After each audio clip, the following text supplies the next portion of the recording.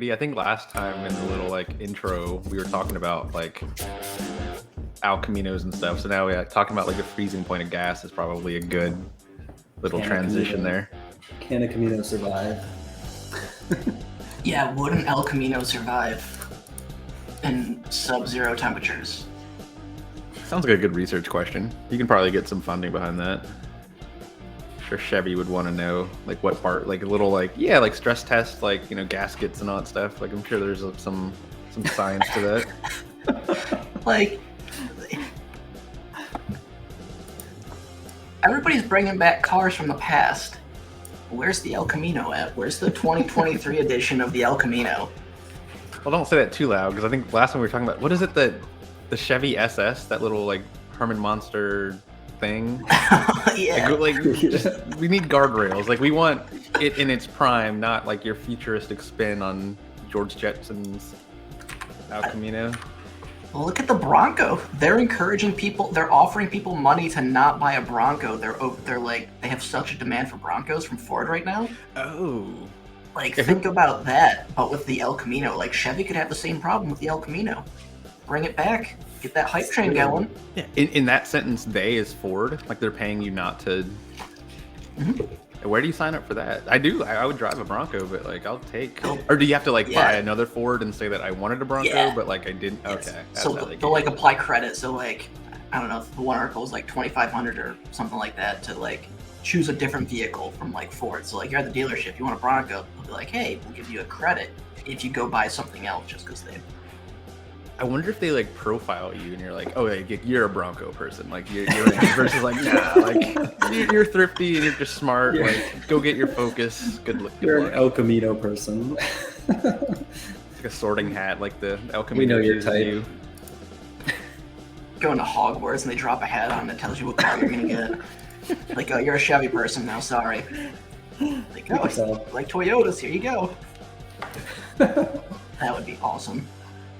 When I was Googling mugs and El Camino shirts and mugs this morning, I forgot there was an El Camino Breaking Bad Netflix movie or something with Aaron Paul. I don't know if you knew that, but that was new to me.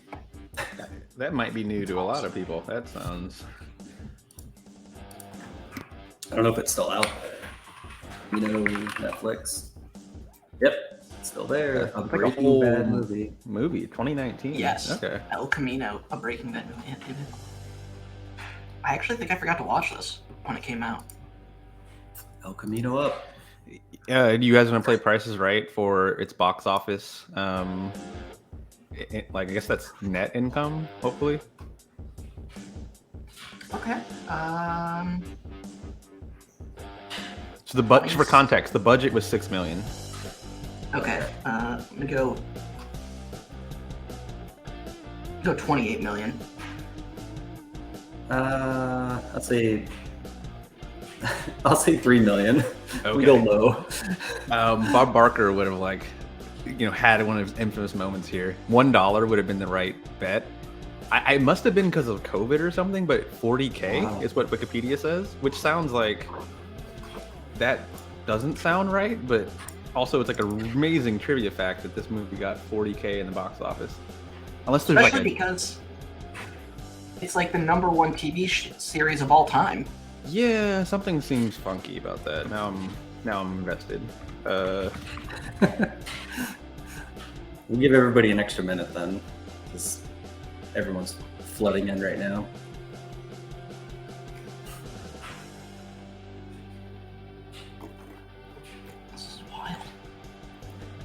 I mean, it got 4 wins and 24 nominations. I see. It was a limited theatrical release. It was only in it was only screened in 12 or I think they offered it to 125 theaters, 12 streamed it, and they all made $3 or $4 grand each.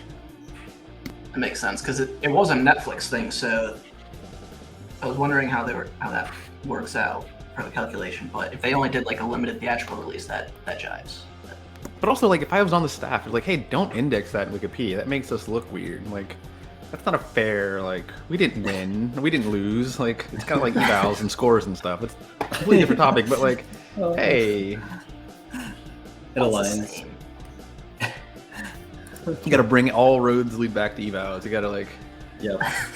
I guess that's all the tied key together. to, yeah, the key to like sales and marketing is just like topic convergence. All right. Let's wind Yes. this music down. All right. We'll kick it. Thank you. Kick it. Cool. Well, this is part 2. Where's our picks? There we are. All right. So yeah, thank you again for joining, Jamie. Thanks for having me. Yeah, I got coffee this Two. time, so I might be a little bit more talkative, but yeah, let's do it. Awesome. We all got coffee. That's great. We're just gonna survive. Yeah, so we're back. This is just part 2 of our APT 29 emulations. Yeah, I think Paul, you're gonna kind of like lead the way here on where we left off. I think it was somewhere around credential access or persistence.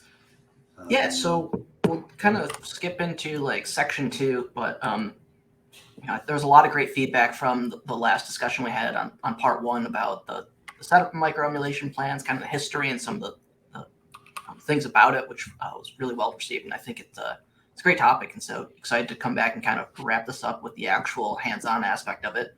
I just kind of touch on different components, right? For those that may not have seen it yet, right? Talking about that the concept was not like all of the aspect of the emulation, but like really interesting components that comprise it that you can go kind of test and provide the validation aspect. Kim, you want to kind of like recap that aspect of like what the micro emulation aspect was?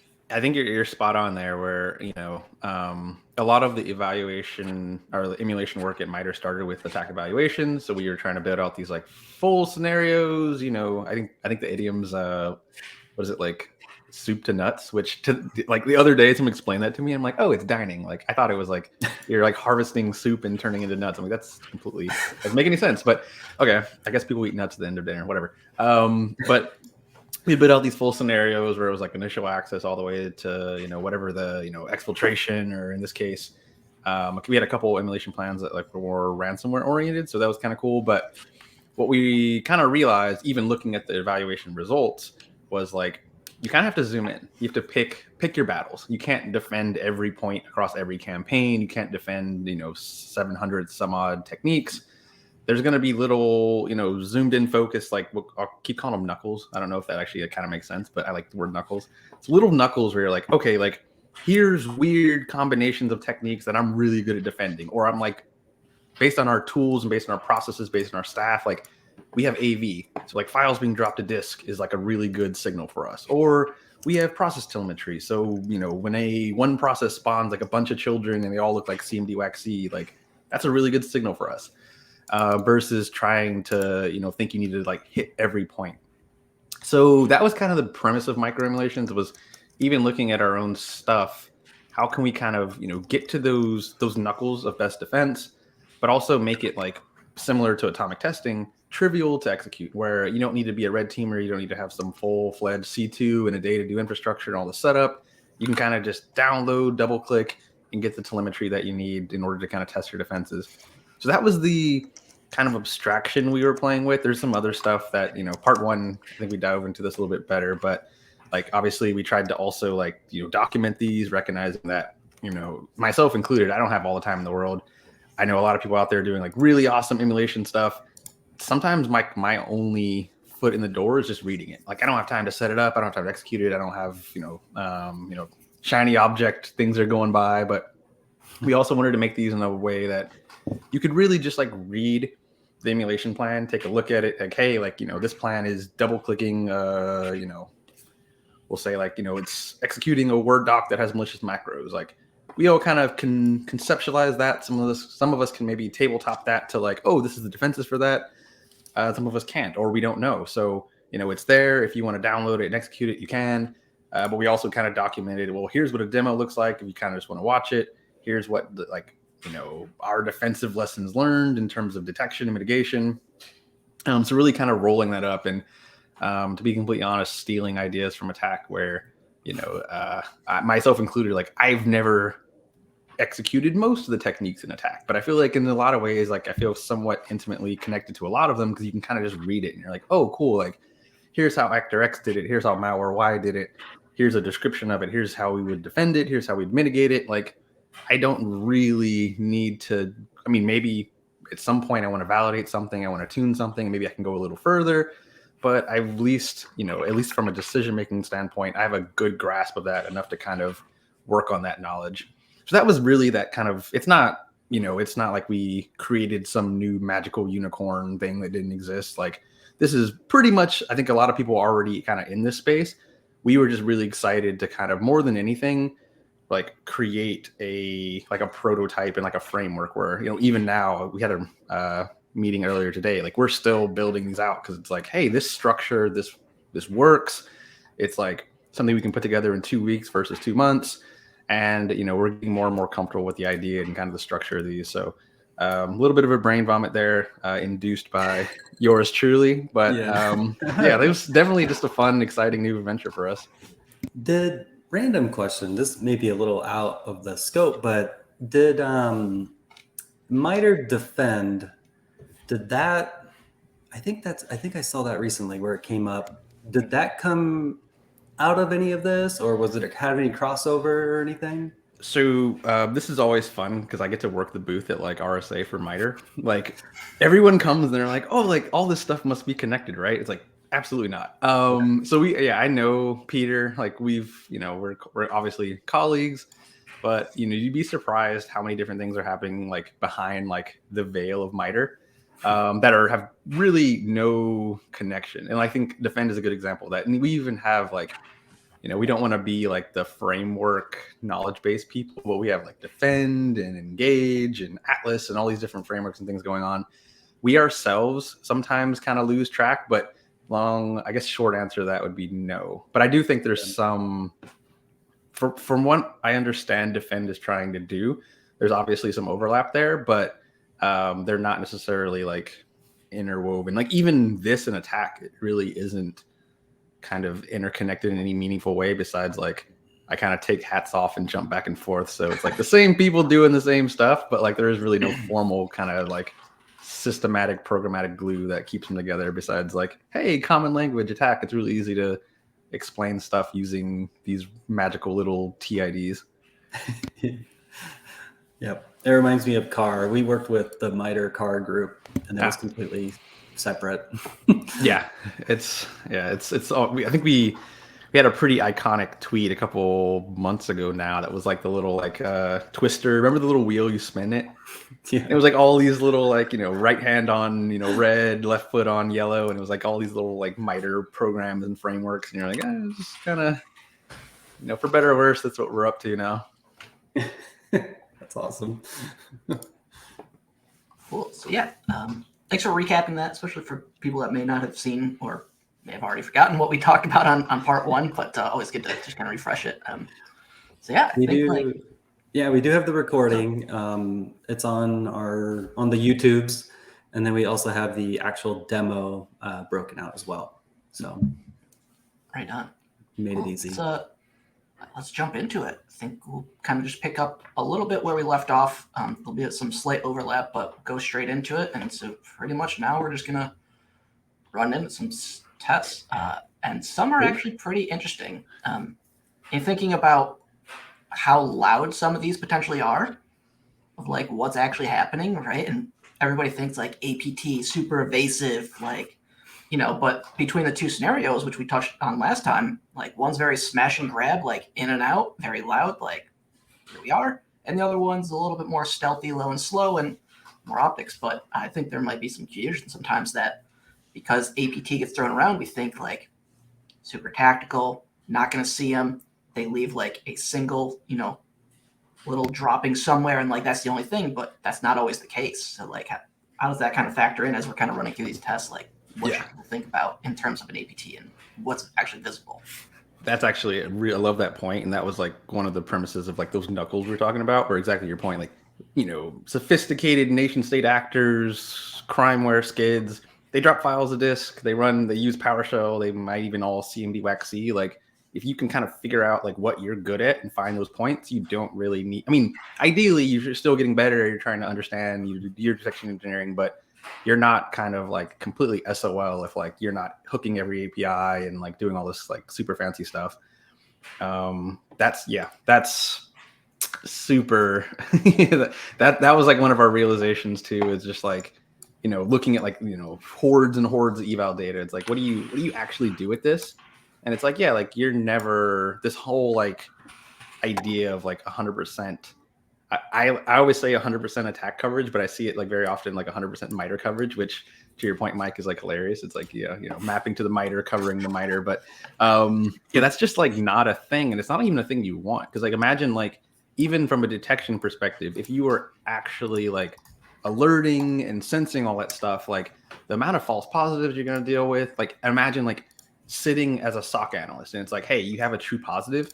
Like, do you want like, what is your kind of perspective here? Like, do you want like a lot of high fidelity true positives, or would you want like 10,000 alerts about the exact same, like, oh, like we got every aspect of this one true positive. And like, now I have this, like, I mean, that's good. That's really good for like IR and things like that. But in terms of like immediate response, that might be a bit overwhelming in terms of just like, hey, like let's focus on key knuckles where like tripwires effectively versus like, I don't really, especially from like a response and remediation, I might not need like every little detail broken out. Like I forgot what someone said the other day. It's like, hey, like when you're in like someone's like attacking you, you don't really need all that much information versus like I just need to self-preserve and then figure out like all the rest of that later. Yeah, that's interesting. I think we were having a conversation about that yesterday at Splunk, where we ship a lot of content that might be set to notable for enterprise security or the security like semi product we have. And they're set to notable. And when you go to look at your notables after like an attack or something, right? And it just floods, especially if it's lateral movement. There's 25 machines with WMIC, and all this stuff going crazy. And we were talking about how like the correlation side of things or RBA and things like that, having better analytics for RBA just to generate risk based on things, and then have something that kind of sweeps across the top, the correlation piece of it, to kind of bring that up to the analyst view instead of 5,000 alerts. I think it's a problem with almost every product though, because I remember one time we had this was years ago at one of my last companies, we had an Xpero outbreak with malware, and it embedded itself in like the first couple bytes of a header of every binary, every file, and it just infected the whole environment. And AV was triggering over and over and over. And it was just like, is everything bad? Like, is there malware everywhere in my organization? And they were like, our domain controller is, blowing up and everything from this now, every file is being quarantined, right? And so it's like, this is kind of the same deal, Could you imagine? Yeah. And that's like such a fascinating like thread, because like even from like obviously from like the technology and sensor standpoint, like if you buy EDR, you should probably tune it because your environment's like probably super weird. Like no developer ever predicted what they would see like when their agent was on your host.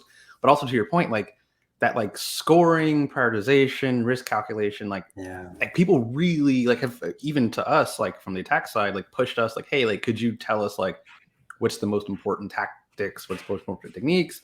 And honestly, like you said, like, it depends. Like it's such a weird, like it's such a important, critical problem that no one can answer besides, it's like in the eye of the beholder. So it's like, what do you like? It's like one of those things. Like I wish we could do something, but it's like all I can really do is just brain vomit about like how you would potentially do that. But at the same time, it's like there's just so much nuance there. It's like, what do you, especially like from your perspective, it's like, how do you bake that into something that's scalable and not just complete like armchair hand wave, like 7 versus 3. And you're like, what's the 7 versus a 3? It's Yep.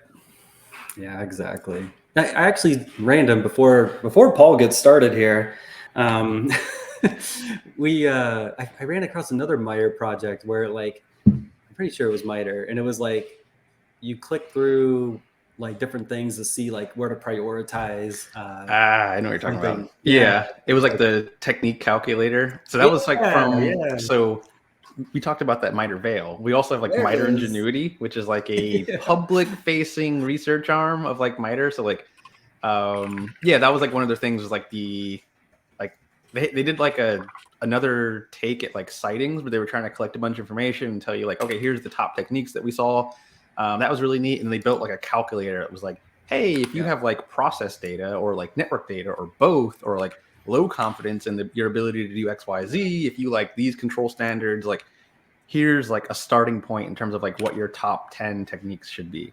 And again, that was one of those, I was really glad that they put it into a calculator, because it's like it is very, and like even those questions I think could be extended, but it's like at least that's like a starting point, but there's still like just so much like nuance. So I think like I'm stoked that that's like a step in the right direction, and I'm curious to see if like I think I've seen a couple blogs where people like did that kind of stuff as like a purple team, like, hey, we sat down with a client, we did the little calculator thing, and then like we figured out like here's what we need to start in terms of a purple team. I think those use cases make a lot of sense, but to be completely honest, I don't think like you'll ever get to the point where you just like chisel it in stone, like this is our threat model, this is like where we are, because that's just, I mean, just given the nature of everything, there's so much fluidity there that's just not a good look.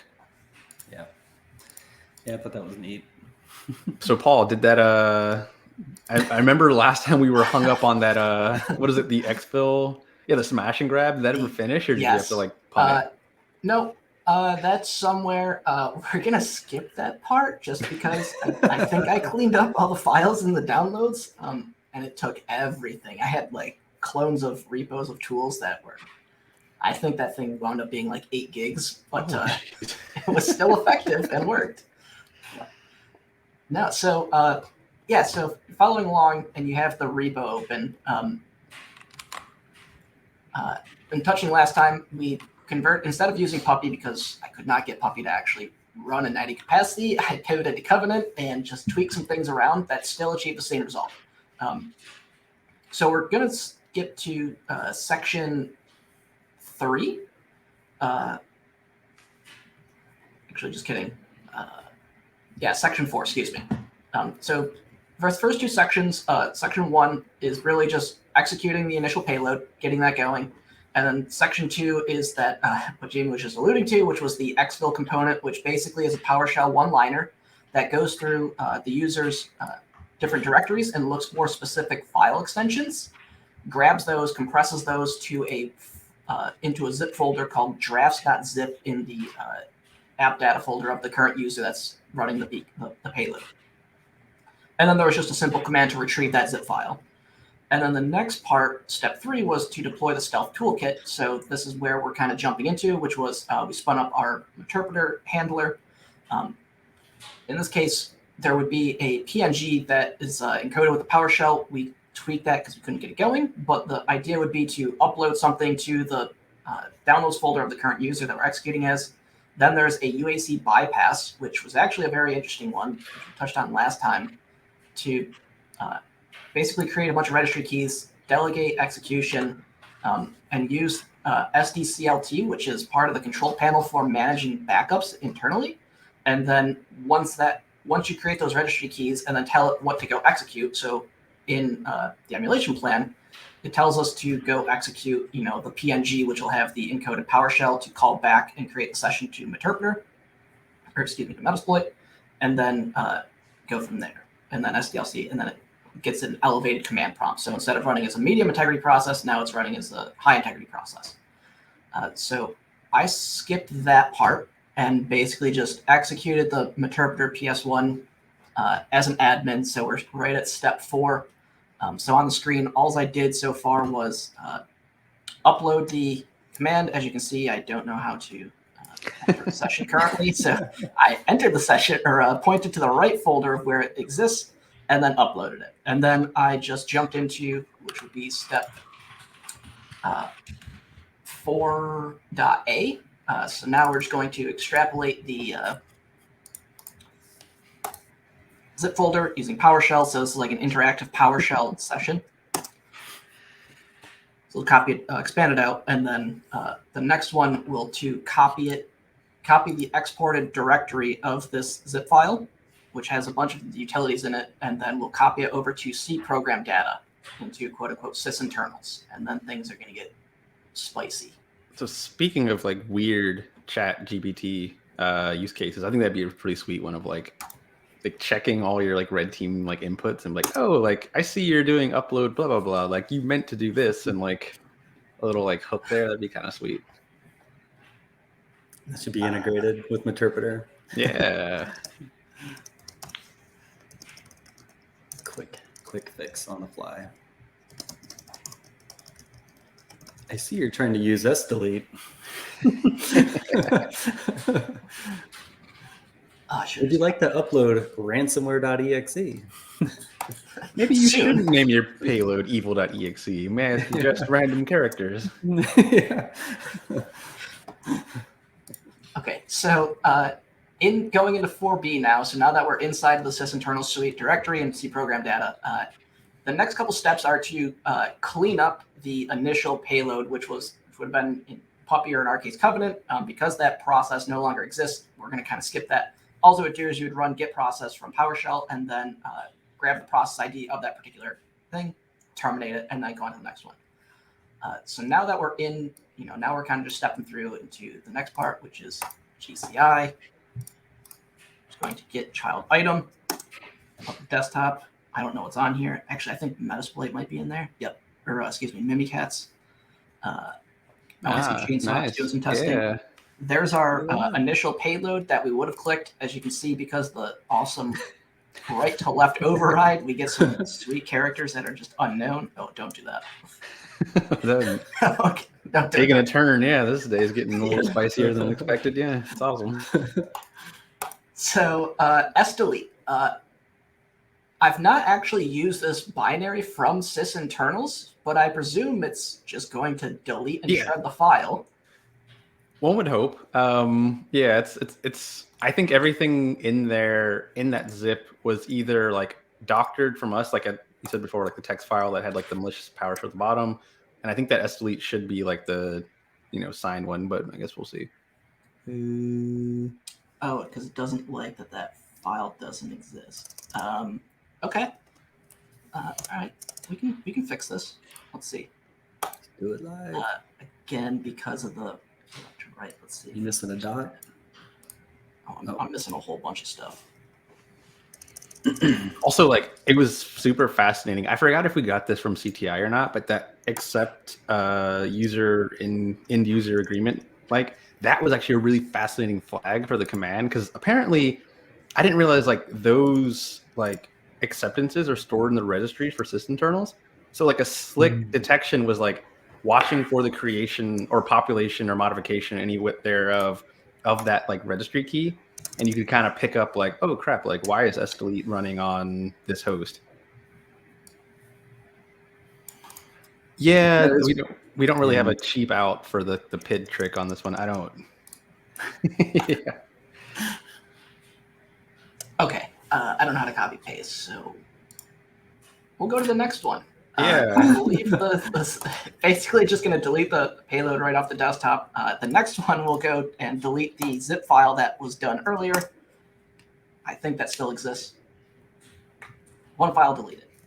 So when I think about trying to leave less of an imprint, right? If you think about what happened here, we uploaded an entire zip folder which had a whole bunch of tools in it, right? So in our case, there's going to be psexec, sdelete. Just run ls on it and kind of show what's actually in there. Access check, host. So then there's 3 txt files, which are actually not txt files, which are actually PowerShell scripts. But why would I want to potentially be like, hey, here's a bunch of random binaries that may not be on disk or not utilized in the environment? In the case of like an sdelete versus using something like the rm command, right? Like, why wouldn't I use something that's potentially built in versus bringing something else? In this case, this is kind of armchair quarterback, like why and ever, because like half the time we do these same things. We sit and look at like adversary tradecraft. Like why would you like export or type the output of commands like a text file? Like that seems silly. I think it's based on resiliency, and in this case, like they're more like, hey, like detecting like sdelete running on disk is probably like pretty easy for like an advanced detection engineer. But that said, like we're buying a lot of, I'm saying we as like the collective, like APT29, but they're buying a lot of like time, but like, hey, like, it's gonna be super annoying for IR. Like they're gonna see that file creation and then they're gonna have to like dig through like, file records and, try to figure out like, because I mean, effectively SDelete's doing like a pretty thorough shred. I think what it does, it like renames the file, overwrites it with like every character of the alphabet, and then like basically churns that over and over again. So I don't think it's a detection evasion versus just like a forensic kind of buy yourself a little bit of time before you figure out what's happening. And like, and again, I think most actors aren't like, this is, insurmountable tradecraft that'll never be caught. They're really just playing with those kind of mean time to response, mean time to identification factors. So I think in that case, like it's a signed Microsoft binary. It's AV probably isn't going to get super annoyed with it. And then it probably adds a little bit of it's kind of like the reverse pyramid of pain, adding like a little imposing cost on your defenders and just saying, hey, this is going to get us enough time to get out of this environment. And then probably at that point, I mean, for all intents and purposes, they might not care. Like, hey, we got our objectives. We got what we wanted, indict us. So cool. Like we're the Russian government. Great. Yeah, it's kind of like, it's interesting behavior because I remember if you remember the early days of EDR tools like with Carbon Black Response and stuff like that coming around, becoming popular within organizations, but very early. At the time, it was like Mandiant Mirror and like RSA had like their, I can't remember what it's called. I want to call it like RSA Wildcat, but I don't think it was that or something. But it was, they were very forensic focused, right? And so like, I feel like SDelete and things like that really kind of burned like those files so that that practitioner on the other end using like Mandiant Mirror can't pull those type of files back anymore. It really wrecks that like old school, forensic type of like digging in type stuff. It's interesting. I was like purely curious. I know we evaluated them. It was NetWitness, I think was okay. Yeah. That somebody had a cat one. Maybe that is like cats. I don't know. EDR cats. That's actually a pretty sweet name. Kitty cats. Yeah. Thundercats. And I think even at the time, this was wild. To your point, this was wild tradecraft too, where it's like, hey, like you could literally just like I mean, we were kind of fascinated with like the choice of PowerShell as like tradecraft, but at the time, like there was no script block logging. It was kind of one of those just like, hey, like it's not going to spawn necessarily a bunch of processes. It's pretty clean from the process tree, but also to your point, like you're not dropping compiled binaries to disk. You can drop literally a text file, rename it. It's still being treated as text. And then, in this case, we have like basically a full-fledged interpreter running that's kind of, in a lot of environments, really not being, actually paid attention to. Yep. Yeah. And like at the time, you would have to run a sweep nightly looking for interesting artifacts, and you wouldn't want to run it daily because it's Yara, or any other type of, it's just like, every hour or something, people would start getting mad. But and you delete this text file and who knows what happened. It's kind of, that's where you get that full disk image and you start really cracking this open. Well, what's interesting though is like when you're thinking about EDR, not all of them will tell you the file type, right? Even though the extension is .txt and there's like an assumption that, okay, this is the file as written, they don't necessarily give you the magic bytes and actually validate what that is. Yeah. Now, in the case of like this particular one, it is, but if you open it and you just scroll down just a little bit more than normal, you'll see the massive amount of PowerShell that goes on, right? And in the three, so in the first one that we just converted, so .readme, so in the resources folder in the repo that we linked for where the emulation plan lives, you can just pop that open and you're like, oh yeah, cool. It's the README from sysinternals that like when you just download sysinternals, tells you about the tools. But then you keep scrolling and there's like another 800 lines of PowerShell code. But that's hard to discern because it's technically not just like a PowerShell script or like, it's not just an exe with the standard magic binaries that we're all accustomed to seeing. So it makes it interesting from that perspective of you're not just going you're gonna have to do more analysis than just trusting the extension, or even if it does provide you the magic plates, like it may not be exactly that. I think overall, like I was on evals for like 4 years. I think that's a good summation of like my biggest takeaway was I went into it and I was like, oh, we're doing these evaluations, EDR, these magical products that are like security and like going to catch everything we do. Like really, I mean, like no shade, it's software. Like there are like optimizations, there's limitations. They can't scan every file. Like, well, I'm gonna keep using it soup to nuts. It's not realistic. So like, there's going to be like, and that was, I think was part of the process of like, we did the results, we did all this stuff, but like even just finding those and fixing those, because like there was some things where it was like, hey, like we'll scan the first 10 bytes to your point. Like we're going to scan the first 10 bytes of every file and kind of guess, or we'll scan, basically put them in an array. And if it seems redundant, we'll do the first one. And you're like, oh, like there's a bunch of text files on here. And like, adversaries learn that kind of stuff. And they're like, oh, cool. Like exactly to your point, why would you drop this stuff to disk? If you drop 10 binaries that are all Microsoft signed and then hide like mimikatz.exe, there's a chance like optimization software wise, that 10th binary might not be scanned. So like it's all kind of a game of, just finding those edge cases, finding those what ifs. And to your point, like it's not, I don't think adversaries need to, nor even strive to just be these invisible, like, you'll never see me. It's really, and that's something that we've learned through attack is you'll see all this tradecraft being introduced and all these like slick ideas. Like adversaries are still, in a lot of cases, looking for the path of least resistance. And that might not be the most sophisticated thing. It's like we've CMD whack C into a text file because it works. And we're going to stop doing that if you ever stop us. But I keep like sympathizing, but they'll keep doing that until we stop them. But until like that's a reality, like it's stable, it works. Like, why would they do anything else? Yep. You go look at DEFA reports, which are phenomenal. You look at some of this and you're like, it's loud, it's noisy. I should see all of this and even prevent it in most cases. So it's really interesting that, from your perspective, that it's loud and in your face, and you're like, this is an APT, but it works, right? Like, if it works, why change it? And until it stops working, they're going to keep doing it. So, and we can put all the detections in the world, but I think at some point, like, prevention has to become a core component, especially on some of these like quick wins. Is going to be kind of the key. This persistence payload was like super cool because at the time, like we were super like we didn't know much about like token manipulation and process trees. So this first persistence is like I believe it's a service. So what that binary does, it's actually, we didn't understand why I did this at the time, but until we had to recreate it. It grabs the token of Explorer and then basically does like a proxy, like, spawn child as like, kind of rebuilds the process tree. And we kind of looked at that. We're like, why the hell would you do that? It seems kind of silly.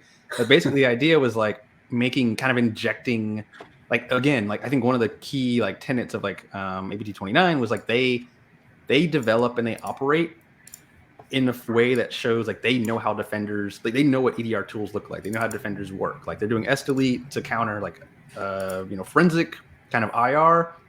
In this case, they're rebuilding process trees to not necessarily be like foolproof, but like, hey, if you were in a SOC and you were on your 12th hour shift and like your 10th cup of coffee, you would look at that and say like, well, why is Java spawning from Explorer? Like again, like threat scoring like 2, whatever. Like I don't care. And then you'd move on, and then later on you'd be like, oh crap, like that was a beacon, that was some kind of like payload. But at least like it was fascinating how they were like kind of like almost reverse engineering blue team SOC defenders and like sprinkling that into their tradecraft. And again, it's not like the most sophisticated stuff ever. Oh yeah, you pulled it. Is this the source? Oh. Yeah. Yeah. So the first one, which we ran earlier, was invoke discovery. So basically just getting some basic information of the user as well as some environmental things from like what AV is installed, like what's the security product. In our case, it's just default Defender, which has been disabled. But then kind of going into your first part, which was invoke persistence step 1. So within it, there's a Java empty sub file that gets copied over to System32, and that creates the service, which is just a interpreter service binary. For those that may not be familiar, a traditional binary and a service binary are actually constructed differently. There's some initialization that happens in the header of the regular binary or of a service binary that isn't in a traditional. So you can't just take like calculator, put as a service, and then pop calculator has system from a service, right? It doesn't work like that. So services technically can't be GUI, as well as another thing. So you can't just like run Office as, like Microsoft Word as system and trick somebody into opening it as system, and then your malicious macro runs and dumps LSASS and posts it back via VBA, which, trust me, I looked into. But it's kind of super interesting that it's again just a standard service, and it has some slick PowerShell that again is straight from Meterpreter and kind of goes back into it. So that's persistent step one. I love the little like light touch of in like the service like description, put in a little trademark. It's like the little things, right? Like if you were doing like looking at auto runs, you're like, oh, like Java trademark, like that looks like legitimate. Like, yeah, it's more real. And look at files system, right? So if you're thinking about like okay, going through like interesting processes, writing files to disk, but not just writing them, like where are they writing them? Like why is this binary that's executing out of downloads writing something to C Windows System 32?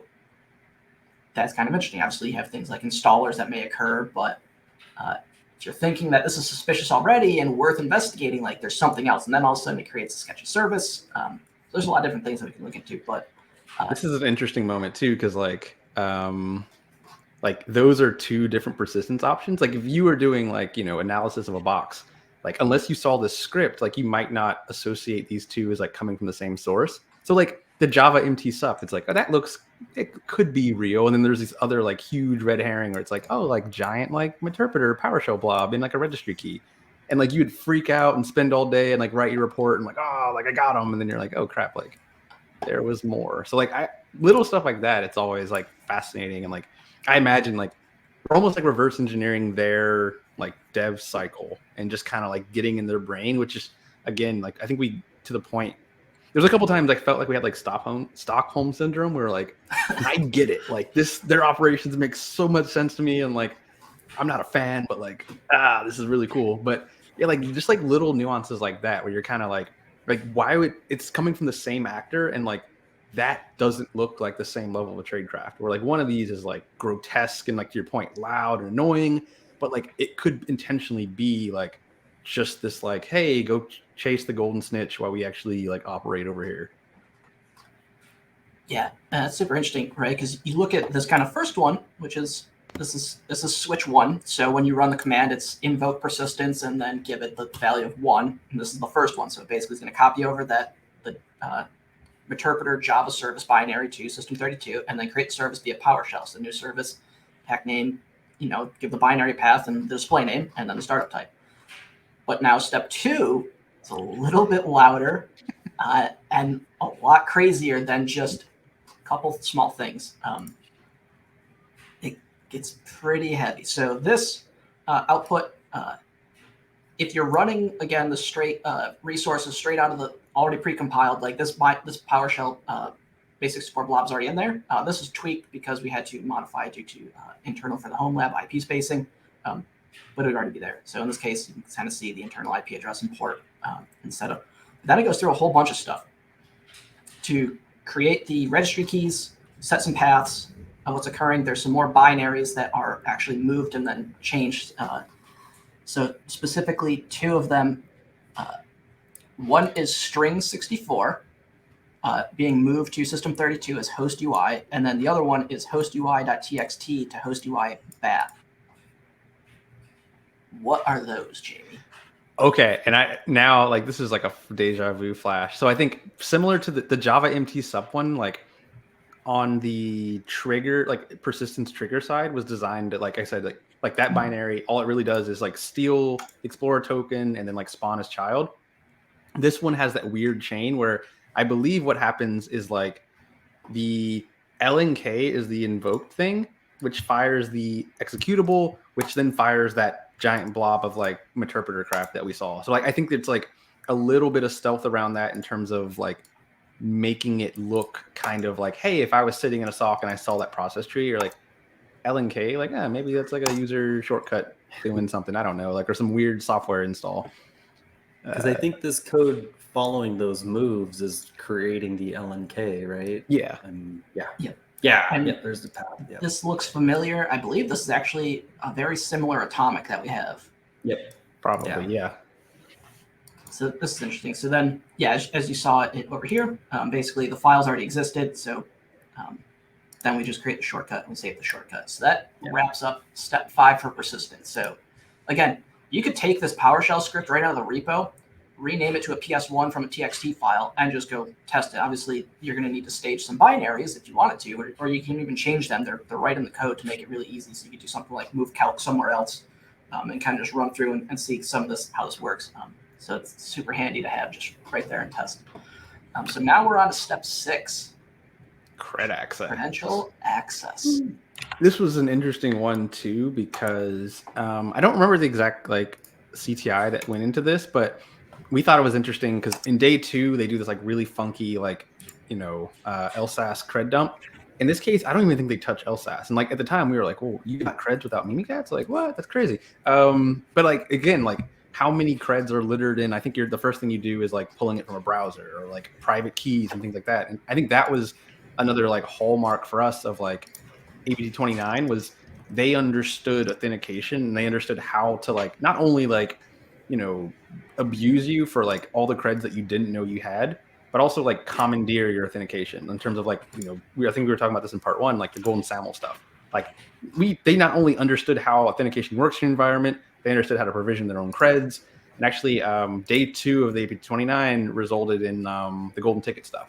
Where like, hey, like they understood Kerberos probably better than a lot of admins or a lot of users, and they're basically doing kind of almost authoritative persistence based on, hey, we have this like Mimikatz generated golden ticket that expires like 100 years from now, so we'll be back whenever we want.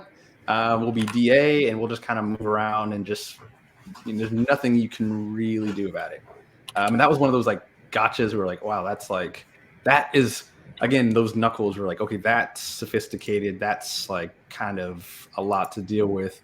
But to your point, as a defender, there was a bunch of stuff leading up to that where they had to obviously kind of get to the domain controller, dump creds there, do a bunch of stuff over here, figure out like your domain SID. So there's a lot of defensive opportunities. So ideally, like I think that was kind of one of the other big lessons was like, rather than like defending golden tickets, which is like pretty challenging. Like, hey, like let's work backwards, look left, and figure out like what are all the inputs, the prereqs before I can like get to that point. And I think it's the same thing for like ransomware. Like, hey, like you're better off not trying to like defend ransomware payloads versus like they're probably RDPing in and like all this crap they do to actually get to that point. All of those are like those little knuckles that are like probably better defensive opportunities.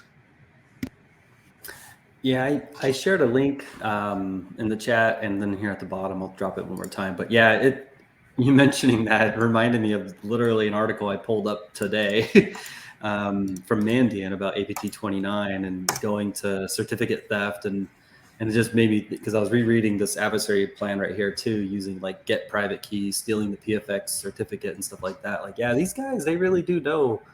This is pretty deep, I'd say, and even the Mandiant blog talks about like Spectre Ops's AD certificate services work that they did, right? And like between APT29 and what Spectre Ops showcased about how ADCS is pretty vulnerable if you like reduce the different settings and whatnot. And so it's really interesting. I agree, they're definitely very advanced on the auth side of attacks. Yeah, and if you check out, there's that presentation. I think it's like, was it No Easy Breach?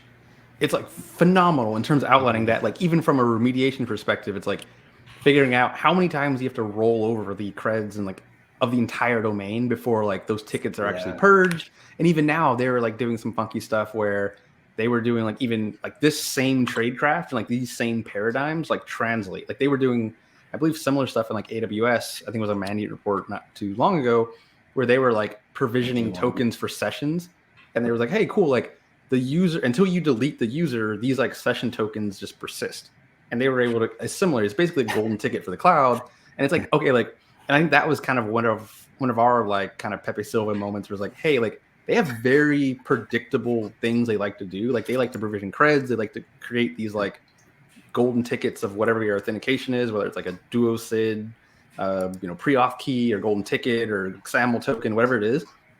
Like that's like fascinating, but like that's actually terrifying too, because like that tells you like if you're in their aperture of like targeting, they're gonna like this wasn't a mistake. They didn't just stumble into this. Like they're gonna recreate what they think your environment is. They're probably gonna know it better than you are. So it's like one of those like again threat modeling. Like hey, like it's a hard question, but like looking around and being paranoid, like what does authentication look like in our environment, and like how do we like know like that things. I think there was a really good in response to like your tweet last week about like this talk, like that they're not already in the walls. Like it reminds me of The Boy, like the little dude climbing around like watching you, like but that's like kind of how they operate. It's like really creepy.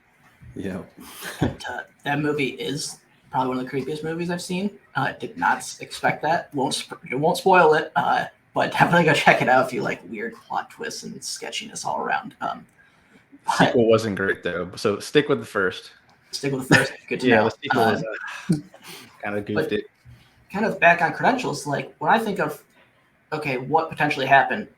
Access check in this case, when we execute it in step 6, is actually a Chrome password dumper. So it's meant to go steal saved credentials out of the browser. So when you save credentials, yes, they may be synced across different, you log into 5 different browsers and you sync them across, like that's where they wind up, but they're also cached locally. So the ability to dump these is what we saw initially. The other thing that I think people may not remember or forget about sometimes is Credential Manager. So not only web credentials based on certain like Microsoft browsers, but Windows credentials, right? You RDP into something, hey, you want to save these? Yep, they get dropped right into here. And they all use the data protection API, which is basically a crypt, and it uses some specific information from AD to do the encryption of that data and synchronizes the master key back to AD. But there's still potential. So kind of 3 things I think of are your obviously who was logged in on the box, right? So when you think of like Mimikatz credential theft, those saved passwords, cache credentials, etc. But also what was stored in the credential manager, and then what was stored in the browser or browsers if you have multiple from that aspect. And then, of course, the last part is stealing the certificate, which we did on the last one, which is the get private keys, which was still inside of the readme.txt. It's another function. There's probably like 10 functions. This is just, we've only executed 3 out of the whole script. So now imagine managing like all those like browser and certificate creds across like thousands of hosts. Like I sympathize with admins. I'm like, I don't know, like securing that is just like, but again, I think it's your point, or like you kind of have to like, I don't think we're ready for this as an industry. You kind of have to be a little bit heavy handed in terms of like blocking, like, hey, like we're just going to make a lot of this stuff just not work or more difficult to abuse than just like you said, like running one binary and it's like snarfing all this stuff up. And then the last piece is the traditional password extraction. So straight out of so this one is a built-in function or module of Metasploit. So it's not specifically inside the PowerShell script or any of the tooling that gets uploaded during the emulation. Oh boy. Now we're back to some more collection and exfil. See if we can blow up the box more. Ruby is officially off the rails on that one. That's awesome. I think, and this is a cool one too, because like what I thought was different between the 2 collection steps was like the first collection was very much like grab every file that might be interesting and then just like get it out of there. This one was very like attack the user behind the keyboard, like screenshots, key logging, like, and I like. At the time, I was like, oh, cool. Like, why would you do that? And then, like, you use your computer for 5 minutes. And you're like, wow, like, there's a lot of really good intel. Like, I'm typing passwords. I'm logging into internal hosts that might not be obvious. I'm sending messages. I'm kind of building out, like, almost like a human network of, like, here's the people I talk to. Here's what I talk to them about. Screenshots of, like, the stuff I'm looking at. Like, especially when you think about, like, an intelligence, like, driven operation. Like, that's probably gold for them. Especially with that, like, kind of knowledge that, like, they plan on creating a master key to this place and they're going to come back whenever they're interested. So they're kind of like, this is very much like a profiling step, which I think even now, like a lot of like ransomware actors are actually picking this up. in terms of like it makes sense to kind of know, especially if your end state is like negotiating payment, like it kind of makes sense to know who's like the actual person on the other side of the keyboard. Hello. So, so your first part, which was screen capture, and then the other part is to do some clipboard stuff. So it's going to grab screenshots. It's going to use PowerShell to schedule jobs, use some API calls, and then grab those and then terminate it. So we, in step 7, we're getting ready to go run the Git clipboard. Clipboard is sketchy too, right? Because we copying scripts, copying files, Bitcoin wallets and stuff. Yeah. Yeah. There's also like those crazy scripts that like run that on a loop and just like regex for credit card numbers and certain like patterns that are of interest. Yep. So the Git clipboard just did that. Go ahead. Oh, I was just gonna say, a lot of this reminds me of like the Conti leaks, where like they just had like their playbook. You know, just going through this is just like, oh man, it's just like step by step, watching it happen live. Did I miss a step? Nope. Okay. So you like bounce back at another point to go check it. So now go back to the victim machine. So we'll go back to our first one.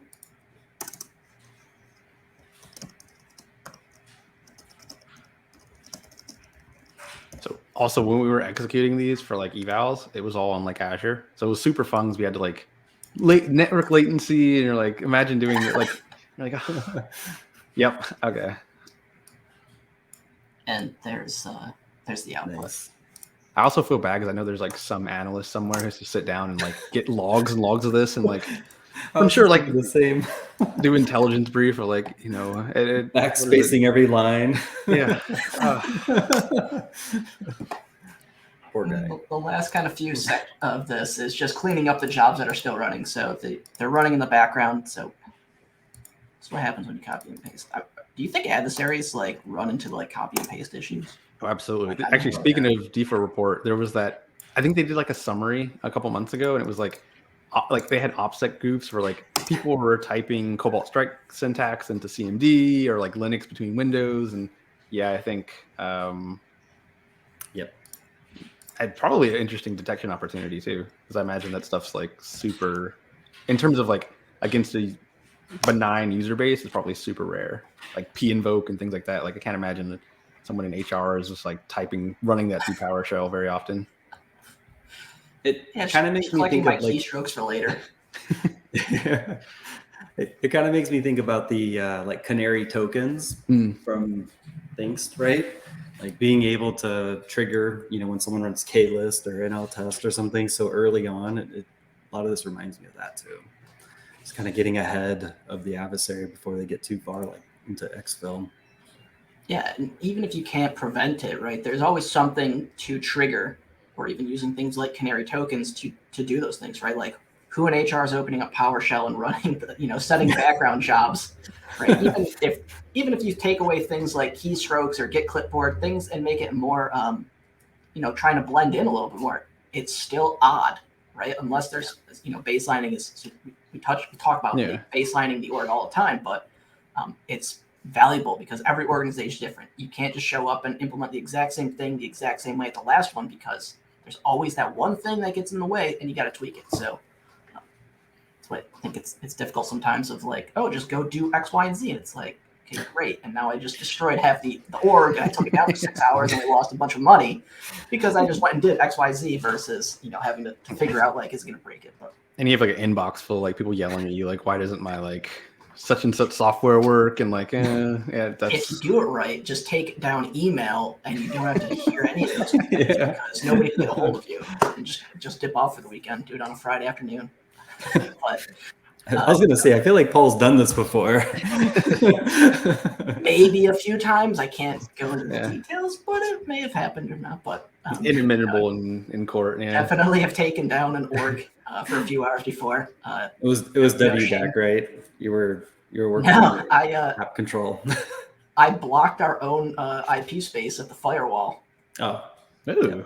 So yeah, I went to go. I flipped some numbers around, and instead of blocking the adversary, I blocked ourselves, but it also blocked the adversary, so that was kind of good. But invoke exfil. This is kind of an interesting one. So this is using WebDAV shares. So you do set up your own. In this case, it's going to go through, and very similar to the first exfil portion that we ran earlier, it's going to compress the downloads folder, add a password, as we can see. Cryptographically safe, of course. Yeah, look at that. It's like 5 characters. Yeah. Put it into officesupplies.7zip, and then it will actually mount this share, copy the file over, and then clean it up. So let's see if it actually completed. Yes, it did. And actually, let's go back to this one. Yeah, there's like a cleanup function as well. I think it just like removes the files. And so I'm curious if you know, if I remember correctly, a WebDAV share is basically just like an SMB network drive, but over HTTP. Yeah, there you go. Yeah, because there's our, so not to get ahead, because that's kind of next for lateral movement, step 8. Because you actually also in the same share stage the lateral movement, which is just another binary that's going to call back to an interpreter. But there's our office supply. So it's just empty, as you can see, like timestamps, doing it. It's pretty close. Actually, times are off on my Windows box, but just uploads it. Adversary grabs a copy of it, and then the PowerShell script actually cleans it up. Oh, wrong box again. And so I think, we finished step 7. So step 8 is now go into WebDAV. Yep. And then it sets up the Python. Oh, and then there's back in the interpreter shell, there is AD computer search. I think if I remember correctly, did you generated another Python that you see? It's like a interpreter. Yep. Yeah. So the interesting thing, again, testing was the Python interpreter itself kept crashing. So it would spin up, it'd make an initial callback, and then it would go kaput. And that was with everything, all the security controls disabled. So I wasn't sure. So I just converted that back to a traditional HTTP interpreter shell. But the idea is pretty much the same. It's just a different type of payload that is going to pretty much kind of give us the same results. Okay. Run this. AD search, again, another built-in PowerShell function within that PS version script. So 2 scripts so far. We've executed, I think at this point, 5 functions out of between those 2 scripts. Very similar. Oh wow, this is a pretty dope environment. Yeah, you got Exchange servers and multiple. Oh yeah, look at that. And this is old. Like some of these have got. Actually, you think it's a lab? This is somebody else's environment. I just maintain access to it. Starbucks.net. Like, oh no. Okay. This just turned into a pen test. Oops. Yep. We do free pen tests around here. All right, I need to go over here.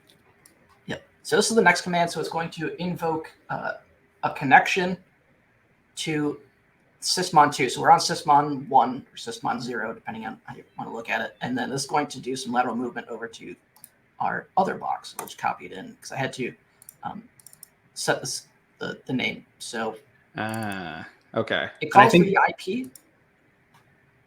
If I remember correctly, this one's like basically the script is looking for an active session ID on that host. Because I think the idea was like to PS exec, you have to like find an active. Well, they were trying to find an active session and then kind of like inject it into that existing thing versus like.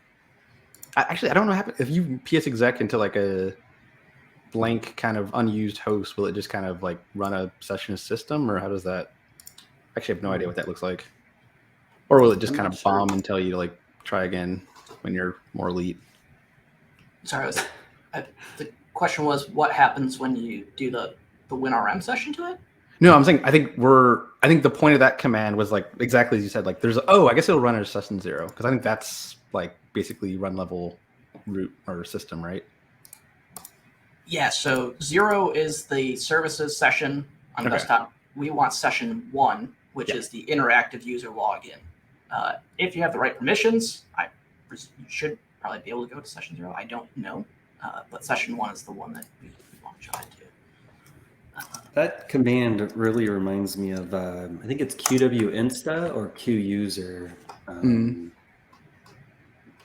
It's just more of a PowerShell way to do it.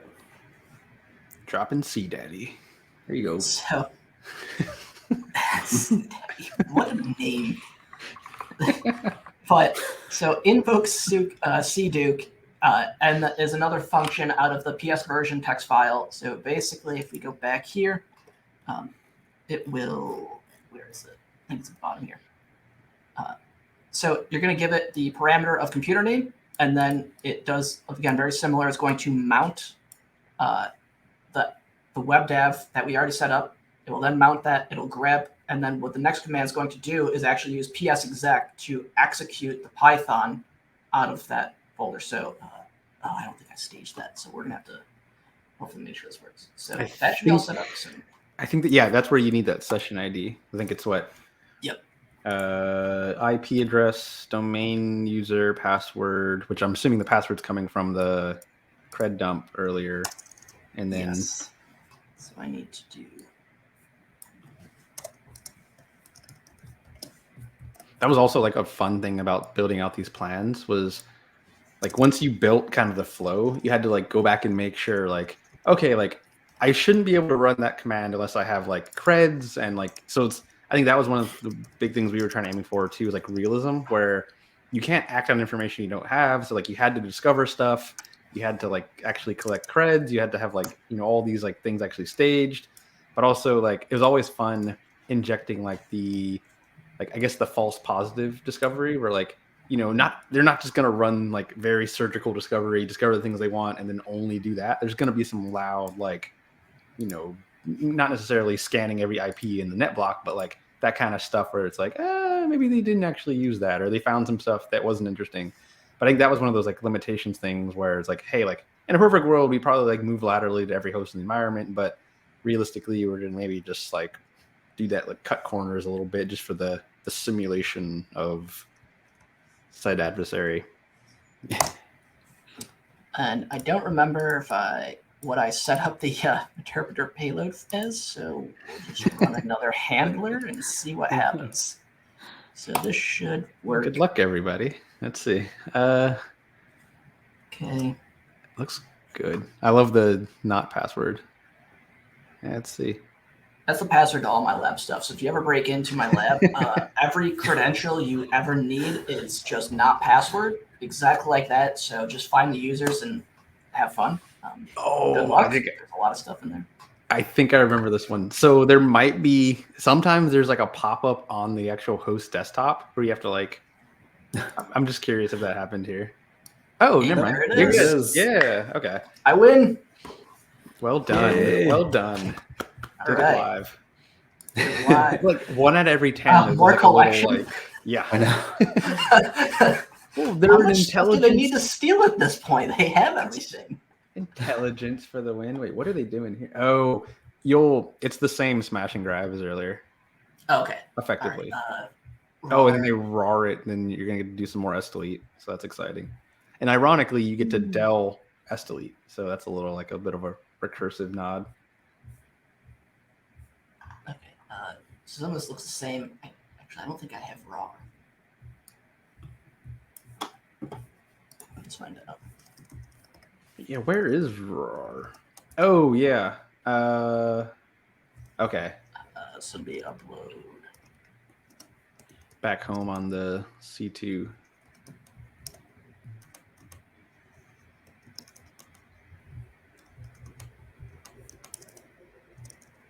No, I don't have RAR. Wait, oh, because I'm in the wrong folder. CDuke. Okay, and then we want to go into CTemp.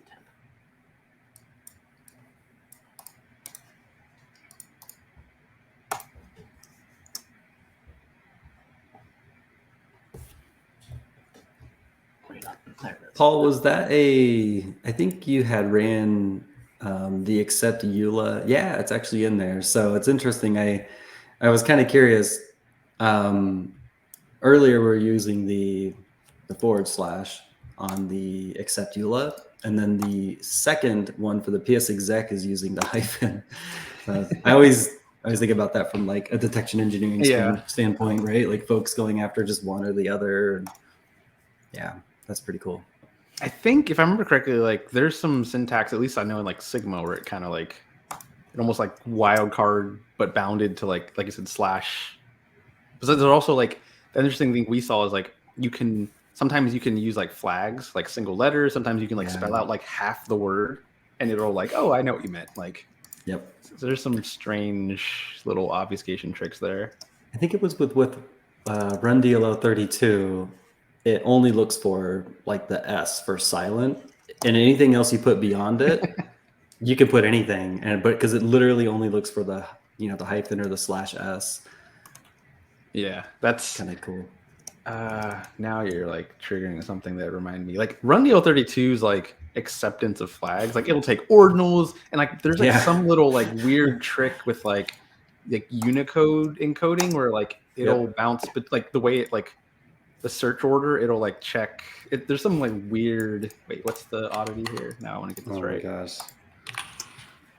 We have some of the other ones in an atomic test harness as well. Where we use a different type of hyphens and pipe or whatever they are. It's like really weird.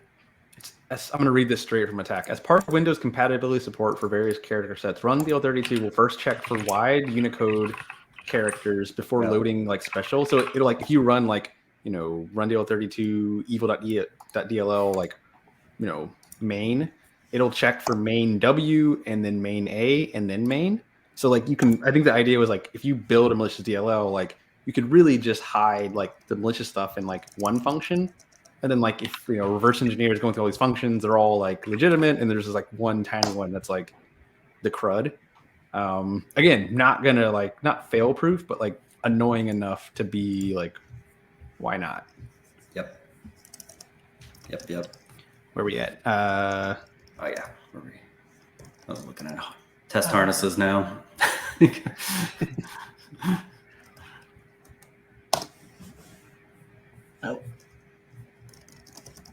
Oh, is this the actual exfil on your server? Yeah, so you can see there's the file. So in kind of last step, we are at 9. I think C. Yeah, you're right. Yeah, so we just finished up 9B, which was so we uploaded RAR and sdelete. We zipped up again, went through, grabbed a whole bunch of stuff. This box doesn't have a whole bunch of stuff, so it actually zipped up things pretty quickly. And then we download it. We actually compress it using RAR and then download it. So now we're on 9C, which is to go into sdelete. And in this case, we're not going to go back into interactive PowerShell. We're going to go straight into just a standard command terminal prompt. So we'll run these, and holy crap, look at the time. Yes. Completely unrelated though. I did share, I'll drop it into the chat too, but the different ones, hyphen, n dash, m dash, horizontal bar, and / on the on those. So oh my god. One trademark of like most evals plans is like step 10 or step 20, like the last step of every plan is always like literally just fire the persistent. So I think in this case, all you have to do is like, wait. So it's a service and a run key. So you might just need to, you're doing a full reboot. So yeah, I was gonna say it says reboot to trigger it all. And then log in. Reboot and log in. Attention. Okay, so because I didn't replace the username, nice. To just delete the working zip off of roaming and the working zip out of desktop. So now we're going to actually just run the delete command against sdelete. Because well done. That'd be one of those like detection opportunities of like, like that's sitting in a sock and you see that process spawn. Like that's not. It's Conti playbook-esque. Yeah. Yes. I have a gist of that somewhere. I gotta find it. Shout out to whoever translated that too, because it's huge. I think somebody piped it straight through Google Translate, used like $30 to just feed it straight through and call it a day. And yeah, that's it. And then just leave. The next step is 10 is persistence. So that basically would just validate the Java service that we created back in step 5 or 6 when we ran the invoke persistence 1. Yeah. So it basically just validate, like, keep your handler running, go reboot the box. These boxes would take a minute to come back up, so I don't want to burn time just waiting. But Because we set automatic startup, when the box comes back up, that's the persistence in case that box does get bounced in the middle of it, or night reboots or what have you. It just ensures that comes back online. So if they did everything right, they didn't have any copy paste fails, then it should just work if that box bounces and then comes back and Metasploit's running. But that's it. That's scenario one. Again, very smash and grab, with a ton of opportunity for this to go in, and of course, plenty of opportunity to automate this whole thing. Using Caldera or a Prelude, get those set up and staged, and just let them fly. Very, very, very, very. I do dig the. I don't know. I think kind of go back to that purple team piece of, even if like you're going step by step, like you can like, just like what we were doing, execute a piece, go and validate there's detection coverage, execute another piece, kind of just go down the line. Like there's a lot of value. Yeah. Tabletop half of it and say, I don't care. I just want to see steps 1, 5, and 10. Good. Yeah. And we were talking in the Atomic Maintainers meeting yesterday, which was an interesting tool that one of the maintainers wrote, was to figure out when I run a test, like how do I make sure like the test I ran, I can have some form of identification, like here's the GUID to the associated test, versus, because I think sometimes that's problem. I run 5 tests. Like, okay, some of those may show up at different times from a logging standpoint. Like, how do I ensure like I can associate that test to that particular data set or expectation and timing? And that's kind of an interesting conundrum, and her perspective of how they do it is really interesting. So I think there could be something similar to this, of using GUIDs before and after. Yeah. To do like, okay, here's the start of it, here's the end of it, and then find the GUIDs and timestamps in between to try and validate like the data is expected. We were talking about like security recordings in the first iteration. I think that, to me, that's like the future, like purple teaming. Exactly, you said like, hey, like here's the red side, run it. Everything gets recorded, and then like you get like an output of like in a box. Like here's your emulation, here's your data. Like modularize it, go. Like that's obviously a lot harder to implement, especially if you think about like cloud and like multi-platform nuanced stuff. But I think that would be like really slick, especially if we kind of build these like test little universes where it's like, you want to see cred dumping, like there's your like cred dump, throw whatever defensive stuff you went in there, but like there's just cred dumping flying all over the place. Like go nuts, the Thunderdome of LSAS memory manipulation. Well, welcome to the party, pal. Die hard. Yes.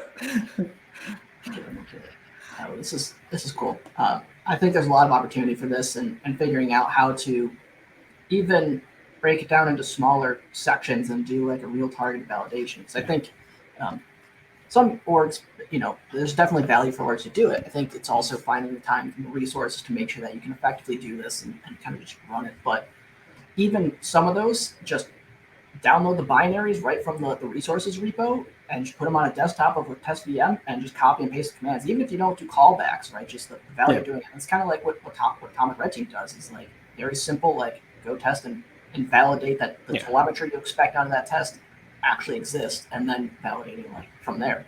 C2 optional. Yeah. And I think that's that kind of like, and I like that too, because it's like we're shifting the problem towards, like before it was like people don't have a menu, like, but now like you have a menu to choose from. The problem really, like you said before, is like the intrinsic, like, what do I actually care about? And it's like, I think that's a good problem to have. It's like, hey, like I'd rather the struggle being educating folks to figure out like where the priorities are, and then they can kind of like find what they need, versus like the inverse of like, I don't know what I need, and I also don't have the means of doing it unless I create it. And so I think like, collectively, everything we're talking about, like whether it's full emulation plans, Atomic, Micro, whatever else people are doing, like we're really building this like corpus of like basically tools. And it's like, okay, cool. Like I can't build a house, but if you give me a hammer and like a nail, like I could at least like build something that might crash and fall, but at least it's better than like nothing. I think that's an important aspect. It's like the getting started is hard, right? Like, okay, somebody built the menu for us, but now what do I pick? Like, what do I go do? And I think little things to even just, if it works and it made you better, like that's a win. Doesn't have to be the best, but if it moved the needle, even the slightest, like that's a win. Like you go to detect SDelete based activity now, like congrats, like that's a win. Is it a full win? Yeah, but it's a starting point, and I think it's imperative for like people to think about is like, oh, here's an entire plan. Like, no, you don't need to go do the entire thing and detect all of it. Like, that's not the objective, right? It's not. Yeah. It's not miter bingo of I have full coverage of the map. Like, it's target things that are going to matter and give you that upper hand. So I think to your point, like even if you go to the most like sophisticated orgs, like, you know, everyone's like, oh, like they got all their defenses, everything's, you know, going well. And you ask them like, are you done? And you're like, no, like we know I think the difference is like they've been doing edit for a while and like they are at least like aware of like, we're not playing miter bingo, but they can at least point like that whole tactic, this stuff, we have nothing. But like that awareness of like knowing where you are is like, I don't know how to get there besides exactly you said. Like you start with like one, you figure out where you are, and you move on to the next one. Also, I got to ask, Mike, that's awesome. Is that a Detection Lab shirt? It is, yeah. It's old What? school. Yep. I know, it's my shout out to Chris Long. Yeah, that's And- awesome. Yep. A while back, he put this up for sale on the Twitters. Oh, I was gonna say, is it still on Etsy or something? That's awesome. Yeah, it was probably one print. I was just going to say another really cool hunt was sysinternals in general. I remember we had 70,000 endpoints across my last org and one of my last orgs, and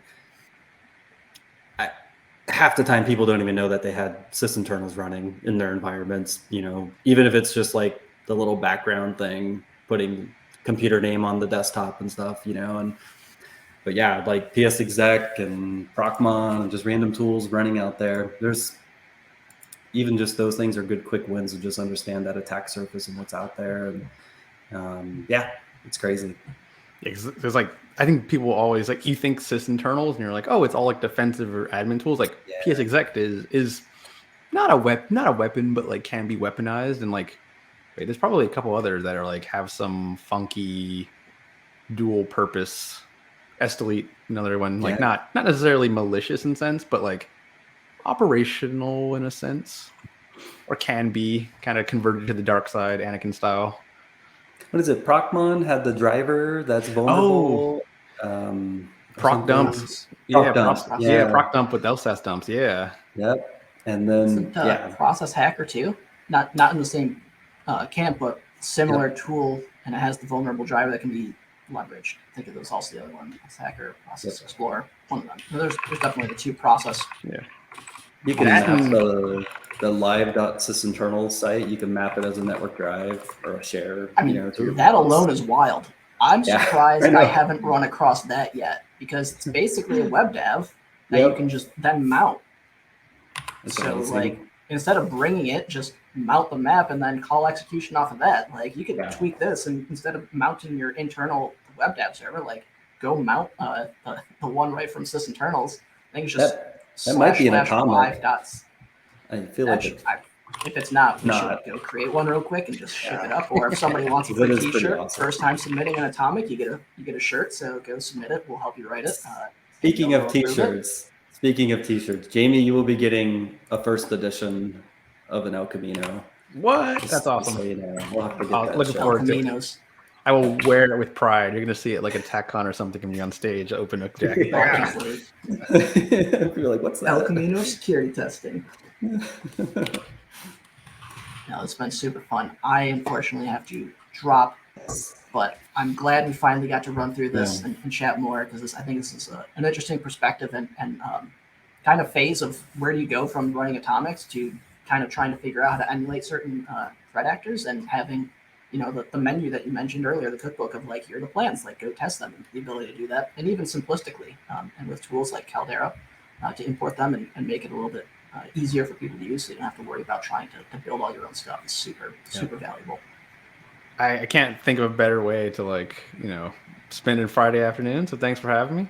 Too much fun. Looking forward to following up with different episodes. I'm kind of curious where you guys take this going forward. So thanks. Got a lot of cool stuff planned for the next few months, and looking forward to getting you back on it soon as well. It's been awesome, especially your perspectives of where you're at and where everybody's heading with this. So thank you for taking the time to jump on the second time and just hang out and chat with us. Pleasure was all mine. Thank you so much, Jamie. Appreciate it. Thanks all. We'll catch you next time. Have a good day. See ya. Doodles. Bye.